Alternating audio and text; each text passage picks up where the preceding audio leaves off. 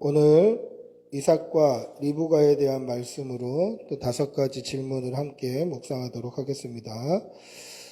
24장 또 25장에 이삭과 리브가에 대한 이야기가 나오죠. 첫 번째 질문은 아브라함이 이삭의 아내를 구하는 일에 매우 신중했다는 증거가 무엇입니까? 성경에 그 증거가 나오죠. 24장 1절 2절 한번 같이 읽어보겠습니다. 24장 1절 2절입니다. 시작. 아브라함이 나이가 많아 늙었고 여호와께서 그에게 범사의 복을 주셨더라.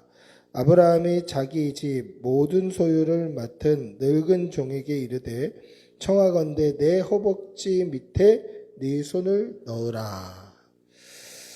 아브라함이 100세에 얻은 아들 이 이삭의 아내를 구하는 일에 매우 신중했습니다. 그 이유는 이 이삭의 아내를 이방인들 가운데서 고르는 것이 아니라 자기 민족, 자기 백성의 땅으로 가서 그곳에서 자기 민족, 자기 형제들 그 가정에서 이제 아내를 구해와라 라고 마음을 먹은 거죠. 그래서 나이 많은 늙은 종을 이제 소명을 맡기는 겁니다.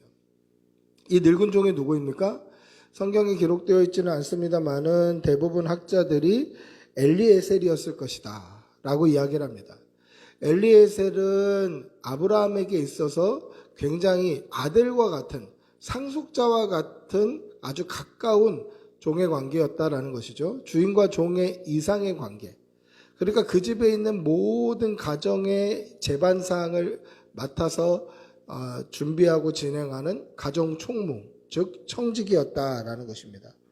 창세기 15장 2절에 보시면 아브라함이 이르되 주 여호와여 무엇을 내게 주시려 하나이까? 나는 자식이 없사오니 나의 상속자는 이 다메섹 사람 엘리에셀이니이다. 이렇게 말을 합니다. 하나님께. 자, 다메섹 사람 엘리에셀이 나의 상속자다라는 것이죠. 이것이 조카와 결별하고 나서 하나님께 했던 이야기입니다. 여러분, 다메섹이 어디입니까? 이방 나라죠. 이스라엘 민족인가요? 그렇지 않습니다. 이방 민족이에요. 다메섹 사람 엘리에셀. 근데 이 다메섹 사람 엘리에셀이 나의 상속자다. 이 말은 무슨 뜻입니까? 이방인이고 종이지만 이방인 종의 신분을 뛰어넘어서 나에게는 그만큼 친밀하고 내 모든 것을 맡겨도 또 내 소유를 다 물려줘도 아깝지 않을 정도로 그 정도로 친밀한 관계였다라는 것입니다. 오늘 이 100살에 얻은 아들, 눈에 넣어도 아프지 않을 것 같은 이 아들의 아내를 구하는 일에 자신이 가장 믿을 만한 사람, 그 집의 늙은 종, 오랫동안 자기를 섬겨서 자신이 무엇을 원하는지, 어떤 것을 바라는지 정말 내 속에 들어왔다 나간 것처럼 잘 알고 있는 그 가정 총무, 늙은 청지기를 보내는 것이죠. 이것만 봐도 굉장히 신중했다는 것을 알 수 있는데 여기뿐만 아니라 뭐라고 이야기합니까? 2절 후반부에 보시면 청하건대 내 허벅지 밑에 네 손을 넣으라 라고 이야기를 합니다. 내 허벅지 밑에 네 손을 넣어라. 예전 성경에는 환도뼈 아래 이렇게 되어 있습니다. 정확하게 환도뼈가 뭐다 이렇게 아주 잘 명확하게 그렇게 이야기하는 그런 거는 제가 사전이나 다른 책을 봐도 이야기하는 바가 다 조금씩 달라요. 환도뼈를 골반뼈다라고 얘기하는 사람도 있고 허벅지뼈다라고 얘기하는 사람도 있고 정강이 뼈다라고 얘기하는 사람들도 있어요. 각각 다 달라요.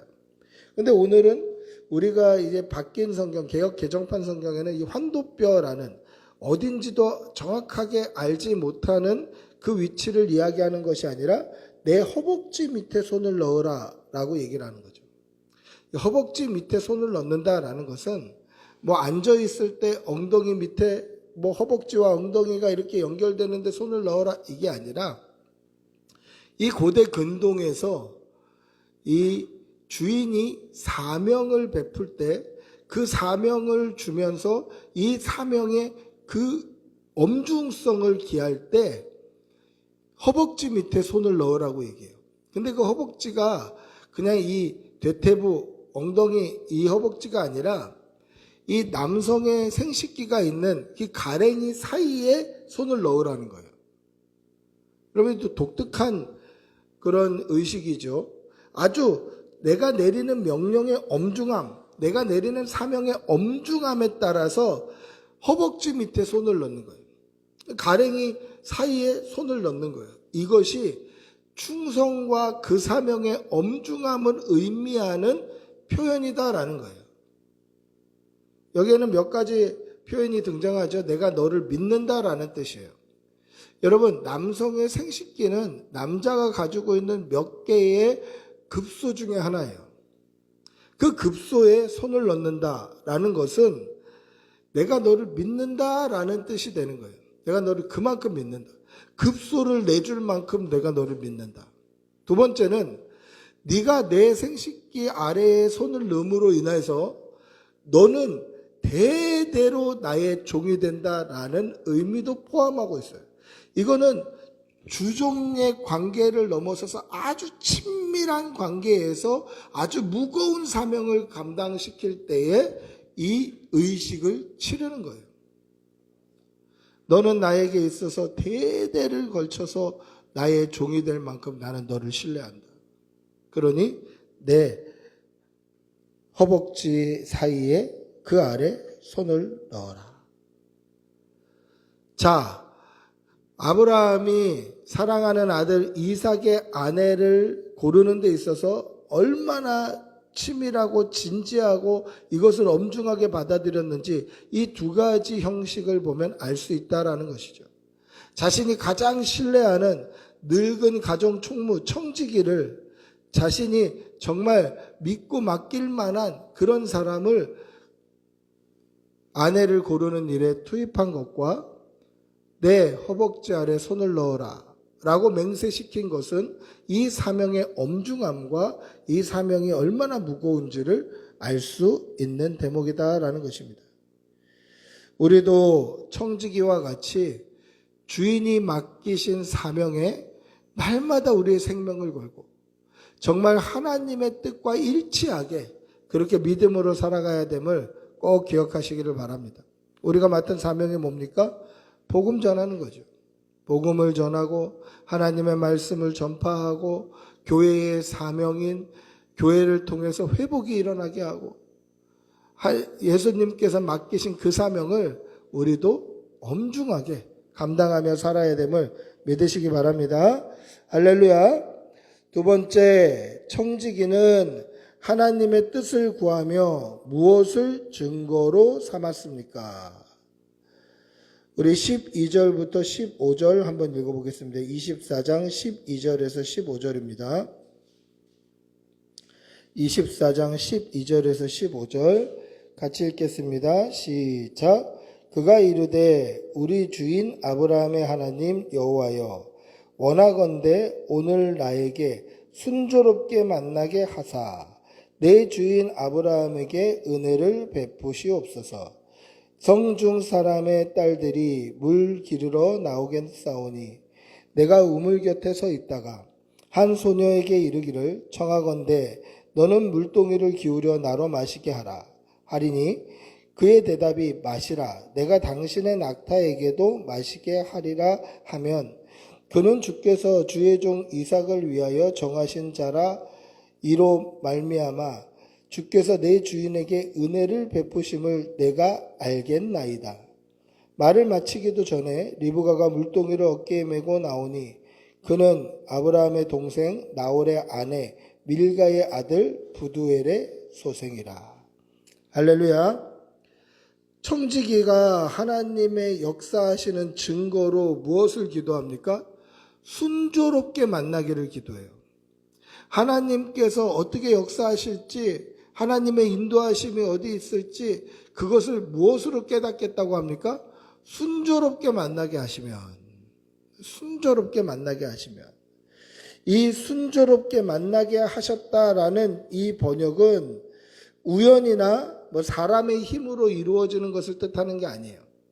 뭐 우연히 일어났다, 정말 마침 일어났다, 가는 날이 장날이라고 마침 갔더니 오더라, 이런 우연의 일치를 이야기하는 것이 아니라 하나님의 섭리와 인도하심과 역사하심을 구하는 거예요. 여러분, 하나님의 섭리와 인도하심과 역사하심이 있으면 순조롭게 진행이 되는 거예요. 하나님의 일을 하다가도 뭔가 턱턱 막히면, 걸림돌이 생기면, 불화가 일어나면, 갈등이 일어나면 다 내려놓고 기도해야 돼요.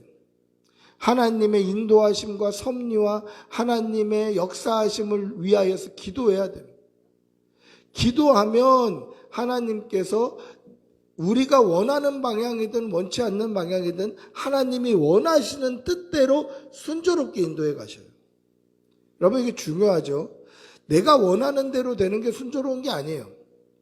내가 원하는 대로, 내 마음대로, 내 뜻대로, 내 편한 대로가 아니라 하나님이 원하시는 방향대로 순조롭게 진행이 되더라는 거예요. 따라서 우리는 항상 하나님의 인도하심과 섭리와 역사하심을 위하여서 기도해야 돼요. 기도하는 사람에게 하나님께서 순조롭게 역사하셔요. 아버지의 뜻대로, 하나님의 원하심대로 순조롭게 역사하시더라는 것이죠. 여러분, 기도하는 사람에게는 우연이나 행운은 없습니다.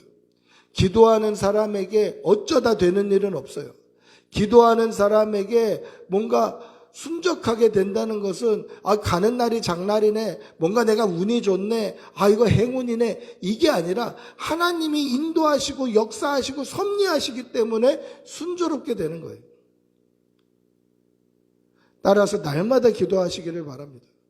기도하실 때 하나님께서 그 기도 가운데 역사하시고 섭리하시고 통치하시고 인도하셔서 우리의 삶이 순조롭게 되기를, 기도하는 성도들이 되시기를 축복하고 기도합니다.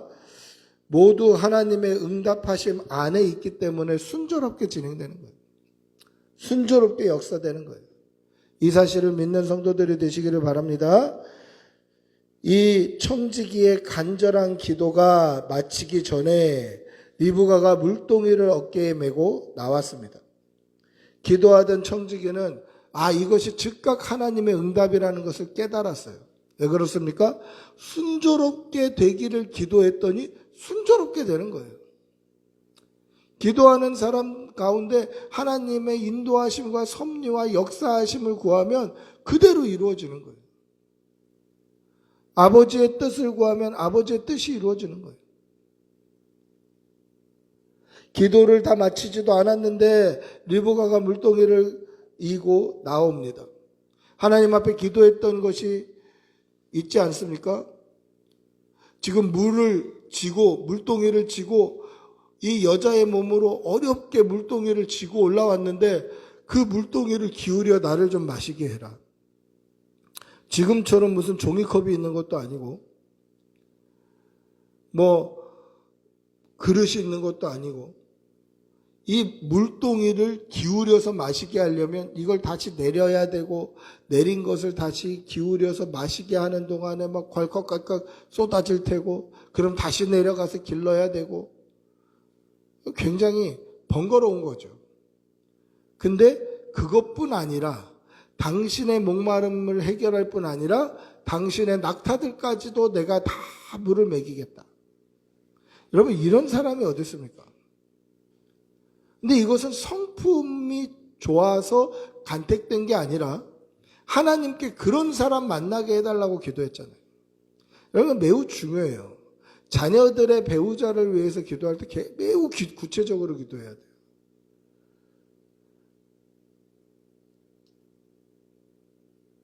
제가 결혼한 후에 저희 어머니가 이제 청소를 하시다가 집에서 예전에 쓰셨던 기도 노트를 발견하셨는데, 그게 한 10년도 더 전에 쓰셨던 기도 노트예요. 그 기도 노트를 쓰고 나서 저도 저희 아내랑 결혼했고, 제 동생도 지금의 남편을 만나서 이제 결혼을 했는데, 어머니께서 아주 구체적으로 거기다 써놓으신 기도 제목처럼 그런 사람을 만났다라고 그렇게 고백했던 이야기를 들었던 적이 있습니다. 자녀들 배우자를 위해서 구체적으로 기도해야 돼요. 이건 그 리브가의 성품이 좋았다는 그걸 쓰고 있는 것이 아니라 구한대로 그런 사람을 만난 거예요. 하나님의 인도하심과 하나님의 뜻과 하나님의 통치가 그 가운데 있었다라는 것입니다. 여러분, 기도하지 않으면요, 하나님의 인도하심을 깨달을 수 없어요. 기도해야 순적하게 만났을 때, 이게 하나님의 인도하심이구나. 기도를 해봐야 하나님께서 순적하게 역사하실 때, 이게 하나님의 역사하심이구나. 그걸 깨닫게 되는 거예요. 기도하지 않으면 하나님이 역사하셔도, 통치하셔도, 섭리하셔도, 인도하셔도 깨닫지 못하는 거예요. 기도를 하지 않으니까 깨닫지 못하는 거예요. 이 세상에는 우연은 없습니다. 이 세상에 그냥 되는 일은 없습니다. 그것이 하나님의 뜻이고 하나님의 섭리고 하나님의 역사하심이라는 것을 어떻게 깨달을 수 있습니까? 기도함으로 깨닫는 거예요. 여러분, 날마다 기도하시고 하나님께서 여러분들의 기도 가운데 힘을 실어서 역사하시는 그런 은혜를 맛보는 성도들이 되시기를 축복하고 기도합니다. 할렐루야. 세 번째, 기도함으로 순조롭게 만나게 하심을 경험한 청지기의 우선순위는 무엇이었습니까? 기도함으로 리브가를 순적하게 만났습니다. 이때 청지기가 가지고 있었던 가장 큰 우선순위는 무엇일까요?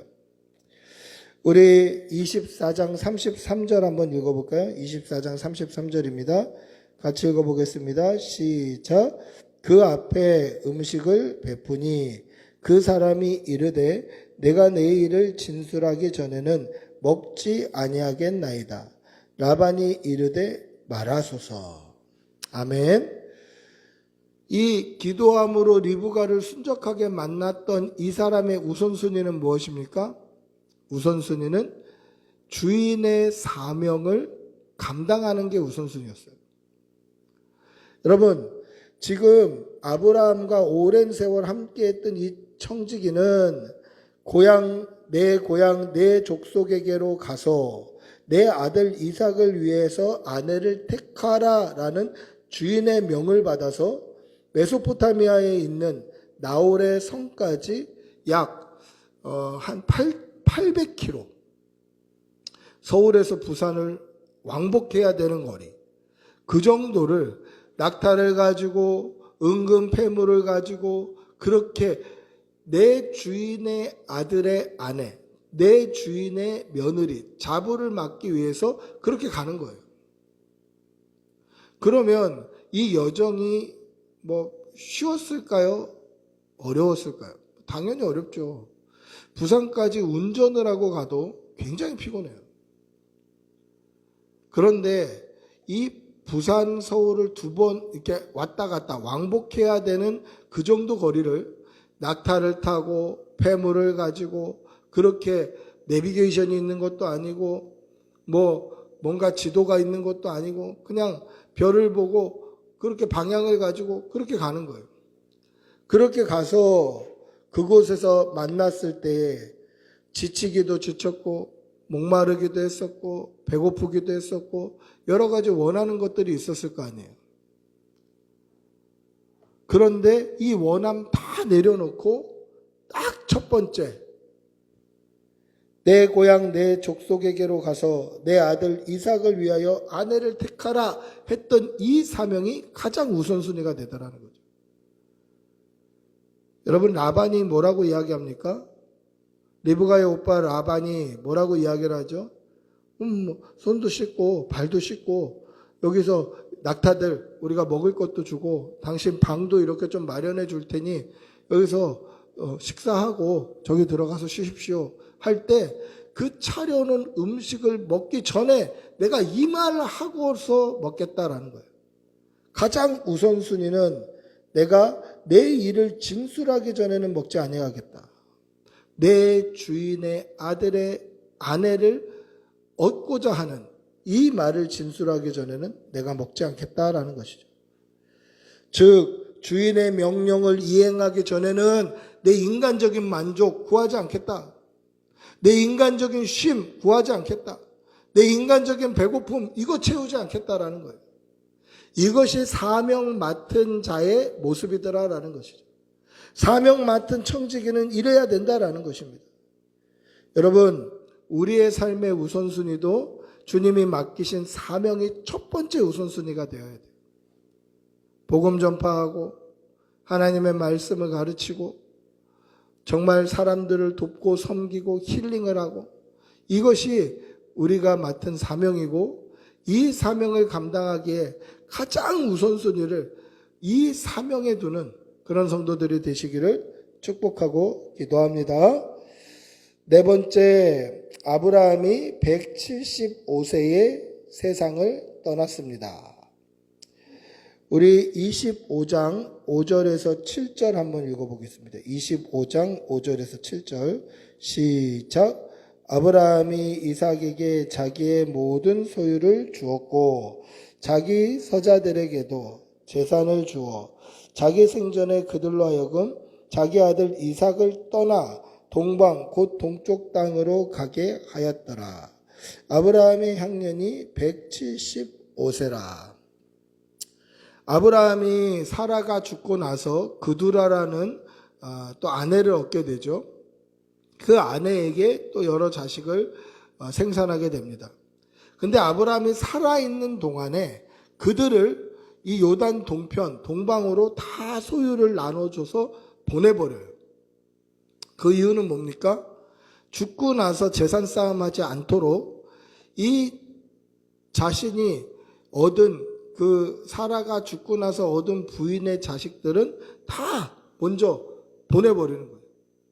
자신의 모든 소유는 이삭의 소유가 되도록 자신이 그걸 살아있는 동안에 다 정리를 해주는 거예요. 그리고 그 나이가 몇 살이라고 되어 있습니까? 오늘 말씀해 보시면 175세다. 그 나이가 175세라. 여러분, 아브라함의 죽음이 지금 25장 5절부터 7절에 기록되어 있고, 그리고 이삭의 두 아들 야곱과 에서의 출생은 19절부터 기록하고 있습니다. 그러니까 성경을 순차적으로 아무 생각 없이 읽으면 어떻습니까? 아브라함이 죽고 나서 이삭과 에서가 태어났나 보다라고, 야곱과 에서가 태어났나 보다라고 느껴져요. 그죠? 아브라함이 죽는 이야기가 5절부터 7절에 기록되어 있고 19절부터 에서와 야곱의 태어난 출생에 대한 이야기가 나오니 아브라함이 죽고 나서 에서와 야곱이 나왔구나 라고 그냥 생각할 수 있어요. 근데 보세요. 아브라함은 175세까지 살았어요. 그럼 이때 이삭의 나이는 몇 살일까요? 75세예요. 아브라함이 100세 때 이삭을 낳았으니 아브라함이 175세 향년하고 하나님 곁으로 갔을 때 아들 이삭의 나이는 75세예요.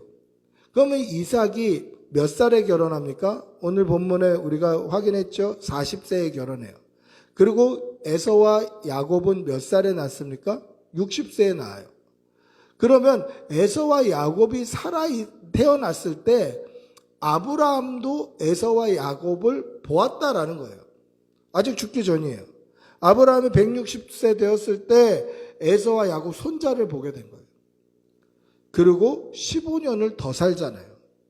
그러면 에서와 야곱이 지금 우리 나이로 치면 청소년 시기 10대 중반까지 할아버지 아브라함과 같이 살았어요. 이해가 되시죠? 성경은 아브라함이 죽었다라는 것을 먼저 기록하고 그 후에 야곱과 에서의 출생을 이야기하고 있지만 실제 나이 연대별로 계산해 보면 에서와 야곱이 15살 될 동안까지도 아브라함은 그들과 함께 살았다라는 계산이 나오는 거예요.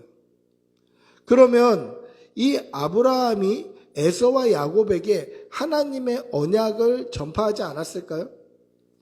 아들 이삭에게도 얘기했던, 그래서 아브라함이 이삭을 칼을 들어 잡으려고 해도 그 가운데 순종했던 그 하나님의 약속, 하나님의 언약을 그 손자들에게 전파하지 않았을까요?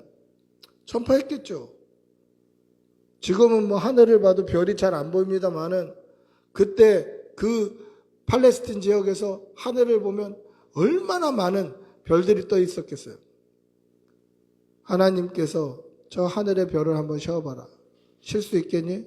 못 쉽니다, 할아버지. 하면 저만큼 너희 자손들이 많아질 거야. 그 이야기를 안 했겠습니까? 똑같은 교육을 받았다라는 거예요. 똑같이 하나님의 언약이 선포됐고 똑같이 말씀으로 양육했어요. 그런데 야곱과 에서의 삶이 다르더라는 거예요.